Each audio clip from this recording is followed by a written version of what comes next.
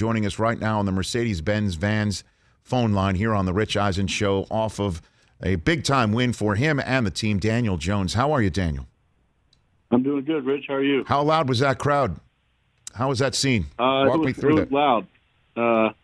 They got going third downs, and anytime we were down there in the red area, they were going. So it was a fun atmosphere to play in. I mean, where does that rank for you? I mean, you've obviously been in this league now 2+ years, your third year. I mean, this assignment, 0-3, back against the wall, Saints fans in that building for the first time since 2019. Where does that assignment rank for you, Daniel? It's definitely up there. Yeah, I mean, I think it's up there definitely towards the top, if not at the top. So, we knew it was a big game. We knew what the atmosphere would be like and how fired up they'd be going in. So something we prepared for. It was a huge game for us, and I thought we were ready for it. Well, and then the walk-off. Then the walk-off in overtime where Saquon hits pay dirt. I couldn't help but notice as the celebration began that Saquon ran past pretty much everybody until he found you. What's your relationship with him like, Daniel Jones? It's good. I mean, I think, we've been together now, 2+ years and, have gone through a lot, and he's certainly gone through a lot coming back from his knee injury and just being able to see up close and personal how hard he worked to get back, what he did on a day in and day out basis to get to where he's at now. And then, I thought it was so fitting that he had the walk-off run there and excited for him, excited for this team. And something we've got to build on. Yeah, it's just like the two of you seem to have a moment when you said we know what he's been through. Obviously, not just the knee injury, but being drafted so high as a running back in this day and age, it's kind of an outlier. How would you term what you've been through, Daniel Jones? Yeah, I mean, it's been we obviously had a tough start to this season, tough start to last season, and a lot of things we need to do better, and we've been working on to improve. So, after losing 3 games, not getting the results that we would have hoped for and expected, like you said, kind of having our backs against the wall going into New Orleans, it was a big win for us and exciting. So we've got to build off of it going forward. No, I understand, Daniel. You're a Duke man. I went to Michigan. I think I'm on your intellectual wavelength. I asked about you. You mentioned team. You used words like us and stuff like that. What about you? I mean, you hear what's going on. You hear what people are saying in the New York metropolitan area about your third year and how big it is for you. What would you say you've been through so far in New York and New Jersey, Daniel? Yeah, I mean, it's playing quarterback in New York and representing this franchise is, it's a highly scrutinized position, and we haven't won enough games, and I've certainly need to play better and put the team in a position to win. So I understand the responsibility and the expectations of this position, and I think that's part of it. It's an exciting opportunity though to be in this position and have the opportunity to play quarterback in New York, play quarterback for the Giants. So it comes with a lot of scrutiny and people looking at what you're doing, how you're playing, and that's also an opportunity to play well and put the team in a position to win. How do you put all that aside? And because you've got it in you, right? I mean, you've got it in you. You've got the talent. You were drafted top 10 for a reason. You can run, you can throw, which is exactly what you need to succeed in the 21st century. You got an all-world running back there. You got some terrific weapons around. How do you place aside all the stuff that you're supposed to be placing aside, but human beings have a difficulty doing, Daniel Jones? Yeah, I mean, I think it's certainly you don't seek any of that out, or definitely don't look for it, but kind of what's going on from talking to people in the media, doing press conferences, and but I think the important thing is focusing on what you're doing and focusing on playing football, preparing, practicing every week, studying, watching film, getting yourself ready to go, and making sure that's what you're thinking about. That's what you're doing on a day in and day out basis, and knowing and trusting that will show itself on Sunday. So you don't turn to your burner Twitter account and tweet back at the trolls? You're not doing that, Daniel? No? I'm not, Rich. Okay. No. You weren't upset that Instagram went down yesterday? You're not on that sort of stuff, Daniel? I didn't know it. You didn't. So you you did not know Instagram and Facebook went down yesterday. Like literally, I just informed you that. I did after the fact. Yeah, after the fact. Okay. I heard someone talking about it. But no, I did not. I just wanted to make sure. How has Eli Manning influenced you, Daniel? How has he influenced you? Yeah, I mean, he I was very fortunate to have that year with him and see, how he did it, how he carried himself, and to build that relationship with him. He's had a huge impact on me and a huge influence on me, and kind of setting the standard and showing, how this position is supposed to be played on the field, and also, how to carry yourself off the field representing this team, this franchise, in this city. So, I think, he's helped me out a ton, and certainly a relationship I'm fortunate to have. Has anyone ever told you sound exactly like him, Daniel? Has anyone ever told you that?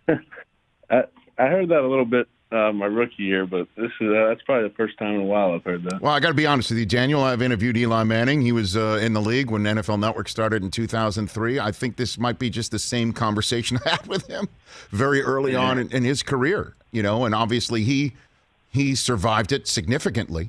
And you are in your third year right now, and that's why I'm asking, if his past can be your prologue, if you know about that and actually use that to your advantage, Daniel. Yeah, I mean, I think it's certainly something I could, I certainly am aware of it, and something to learn from, and like I said, he kind of set the standard and showed the way of how it's supposed to be done, in this position. So I guess I'll take that as a compliment. Daniel Jones, Giants quarterback, fresh off the big overtime win in New Orleans here on the Rich Eisen Show. One of my favorite people I've gotten to meet in the 18 years I've done this job is your offensive coordinator, in Jason Garrett. I mean, his disposition, I don't know how, I'd love to live life like that, he is truly remarkable, and obviously also under a microscope wherever he's been. How is your relationship with him and this offense? What can we expect now that you're 1 month into this year and obviously year 2 in? What can be expected in your relationship with him, and how that can actually affect some more W's for your team? Yeah, I mean, I think I'd certainly second your, thoughts on him and how impressive he is on a day in and day out basis, the way he carries himself and sets the example for all of us, players, especially me as a quarterback. And I have a great relationship with him. He's made a huge impact on me these past couple of years. How so? What does he tell you? How so? Well, I think, I think it's the example he sets, who he is, how consistent he is with his attitude, his approach to football, approach to challenges, and making sure we're prepared every week. And I think he's just I think consistency and how he prepares himself every day is a huge is something we all look to. Certainly, something I look to in my position. So learned a ton of football from him, certainly as well, and he's been around the game. Obviously played for a long time and has been around the game coaching and had a lot of success. So learned a ton from him on the field as well. So we'll continue to work, and he's someone that certainly I have a lot of faith in, and the entire offense does. So we'll continue to work and develop. And there's a lot of talk around the league, obviously, coach quarterback relationships, HC and QB, and Kirk Cousins is now having a 45-minute weekly meeting with Mike Zimmer, and the whole Brady Belichick thing and how they used to have meetings and stuff. What about you and Joe Judge? What's your interaction with him throughout the week, Daniel Jones? Yeah, we have a great relationship. Coach Judge is, very involved in all three phases of the game. He's a special teams guy, by trade, but certainly, is just a football coach, knows a ton about every part of the game. So, we talk every week going in, talk about the defense, what we see schematically, personnel-wise, and then how that's going to affect our game plan. So, we're in constant conversation throughout the week about the plan and how he sees his game being played, how he sees, my role in that, and I'd say it's very consistent and constant conversation throughout the week. And it's just a big week too, Daniel. I mean, it's Cowboys week. They're atop the division. A win would put you directly back in the mix. We all know that a 1-7 start did not sink your team last year. I'm wondering how big you think this game is this week for you. It's an important game. All these divisional games are extremely important, and we know we've got to prepare and play well, but our focus is on just this week and doing that, and we got to build off some of the good things we did last week and correct those things, but focus on what we got to do to beat Dallas, and these are huge games. All these divisional games are huge. All right, Daniel. If you wouldn't mind doing something for me before you leave this conversation, I'd greatly appreciate it. I've never asked anything of you before. I run the 40-yard dash every year, and you had one of the top speeds in the NFL last year. You reached. I mean, you could have been ticketed in certain parts of this country. Is there any advice you can give me on how to run faster, Daniel? Like, how do you do it? Running faster. Well, I didn't run a very good 40 at the combine. What'd you run? And I ran fast, but I also fell. So I don't know.